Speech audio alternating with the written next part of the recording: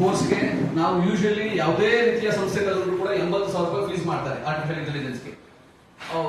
ಅತ್ಯಂತ ದೊಡ್ಡ ಯಾವುದೇ NIT ಆಗ್ಬೋದು ಅಥವಾ ಯಾವುದೇ ದೊಡ್ಡ ಸಂಸ್ಥೆಗಳು 80,000 ರೂಪಾಯಿ ಯಾರು ಕಡಿಮೆ ಫೀಸ್ ಮಾಡೋದಿಲ್ಲ. ಆದ್ರೆ ನಾವು ಈ ಸ್ಕಾಲರ್ಶಿಪ್ ಆಪ್ಟಿಟ್ಯೂಡ್ ಟೆಸ್ಟ್ ಮುಖಾಂತರ ಭಾಗವಹಿಸಿ ಯಾರು ಕಂಪ್ಯೂಟರ್ ಸೈನ್ಸ್ ಓದಲಿಕ್ಕೆ ಇಷ್ಟಪಡ್ತಾರೆ, artificial intelligence, data science, big data, cloud computing, ಈ ತರ ಯಾವುದಾದ್ರು high end course, technical course ಅನ್ನು ಯಾರು ಇಷ್ಟಪಡ್ತಾರೆ ಅವ್ರ ಕೇವಲ 20,000 ರೂಪಾಯಿ ಫೀಸ್ ಅಲ್ಲಿ, ಅಥವಾ ಈಗ ಗೌರ್ಮೆಂಟ್ ಕೆಲವು ಸಂಸ್ಥೆ ಅವರು ಕ್ಯೂನಿಕ್ಸ್ ಮುಖಾಂತರ ಕೆಲವು ತರಬೇತಿ ಕೊಡ್ತಾರೆ. ಅವರಿಗೆ ಗ್ರಾಫಿಕ್ ಡಿಸೈನಿಂಗ್ ಕೋರ್ಸ್ಗೆ 12,000 ರೂಪಾಯಿ ಚಾರ್ಜ್ ಮಾಡ್ತಾರೆ ಕ್ಯೂನಿಕ್ಸ್ ಸಂಸ್ಥೆಯವರು. ಆದ್ರೆ ನಮ್ಮ ಈ ಸ್ಕಾಲರ್ಶಿಪ್ ಆಪ್ಟಿಟ್ಯೂಡ್ ಟೆಸ್ಟ್ ಬರೆದ ನಂತರ ವಿದ್ಯಾರ್ಥಿಗಳಿಗೆ ಕೇವಲ 3,000 ರೂಪಾಯಿ ಫೀಸ್ ಆಗುತ್ತೆ. ಅದಕ್ಕೂ ಅಜಗಜಾಂತರ ವ್ಯತ್ಯಾಸ.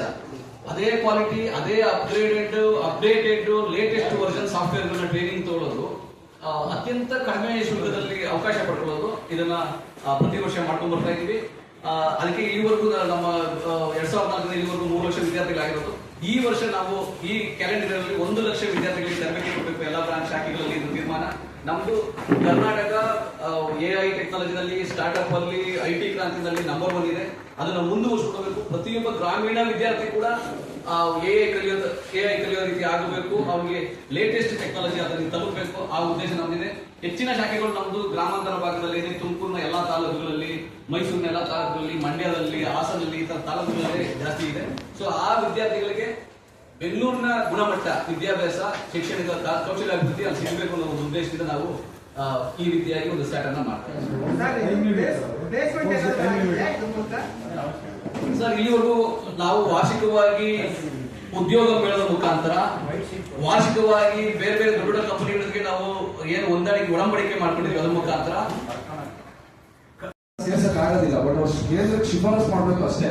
ಸೊ ಕ್ಯಾಬಿನೆಟ್ ಮೀಟಿಂಗ್ ಅಲ್ಲಿ ತಂದು ಅವರು ಕೇಂದ್ರ ಶಿಫಾರಸ್ ಮಾಡಿ ಅಂತ ಅವತ್ತಿಂದ ಹೋರಾಟ ಮಾಡ್ಕೊಂಡು ಬರ್ತಾ ಇದ್ವಿ. 2022ರಲ್ಲಿ ಕೋಟಾ ಶ್ರೀನಿವಾಸ ಪೂಜಾರಿ ಅವರು ಆಯ್ತು ಈ ಸರಿ ಕ್ಯಾಬಿನೆಟ್ ತರ್ತೀವಿ ಅಂತ ಹೇಳ್ಬಿಟ್ಟು ನಮ್ಗೆ ಒಂದು ನೋಟ್ ಕೊಟ್ರು. ಸೊ ಆ ನೋಟ್ ಮೇಲೆ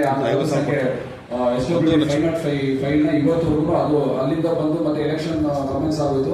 ಅದು ಮತ್ತೆ ಸಮಾಜ ಕಲ್ಯಾಣ ಇಲಾಖೆ ಉಳ್ಕೊಂಡಿದೆ. ಇವತ್ತು ಪ್ರೆಸೆಂಟ್ MC ಮಹೋದಯ ಅವರ ಸಮಾಜ ಕಲ್ಯಾಣ ಇಲಾಖೆ ಮುಖ್ಯ ಅಧೀನ ಕಾರ್ಯದರ್ಶಿ ಹತ್ರನೇ ಇದೆ. ಸೊ ಅದನ್ನ ಇವತ್ತು ನಾವು ಕ್ಯಾಬಿನೆಟ್ ತರಲೇಬೇಕು ಅಂತ ಒತ್ತಾಯಿಸೋದಕ್ಕೆ ನಮ್ಮ ಕರ್ನಾಟಕ ರಾಜ್ಯದ 224 MLAಗಳಲ್ಲೂ ನಾವು ಲೆಟರ್ಗಳು ತಗೊಳ್ಳೋದಕ್ಕೆ ಪ್ರಯತ್ನ ಪಟ್ವಿ. ಅದರಲ್ಲಿ ನಾವು 156 MLAಗಳನ್ನ ನಾವು ಸಕ್ಸಸ್ ಆಗಿದೆ. ಅದರಲ್ಲಿ 119 MLAಗಳು, 130 MLAಗಳು, 19 ಸಚಿವರ ಹತ್ರ ಆಲ್ರೆಡಿ ತಗೊಂಡಿದ್ವಿ. ಅದರಲ್ಲಿ